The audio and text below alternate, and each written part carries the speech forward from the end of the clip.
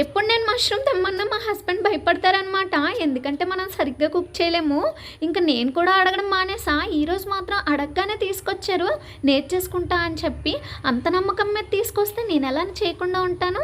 ఇంకా మంచిగా చాలా వీడియోస్ చూసి ఫైనల్‌గా కుక్ చేశా. టేస్ట్ ఎలా ఉంది లాస్ట్‌లో చెప్తాను. ఇంకా ప్రాసెస్ అయితే మష్రూమ్స్ బాగా క్లీన్ చేసుకొని, వాష్ చేసుకొని, అందులో సాల్ట్, పసుపు అన్నీ వేసి బాగా ఆయిల్‌లో ఫ్రై చేసి పక్కన పెట్టుకున్నా. ప్యాన్‌లోకి ఆనియన్స్, పచ్చిమిర్చి వేసి బాగా ఫ్రై చేసుకున్న, నానబెట్టుకున్న 5 జీడిపప్పులు, కట్ చేసుకున్న 2 టమాటీలు పేస్ట్ చేసి అల్లం వెల్లుల్లి పేస్ట్ అండ్ టమాటీ ప్యూరీ వేసేసి బాగా ఫ్రై చేశాను అనమాట.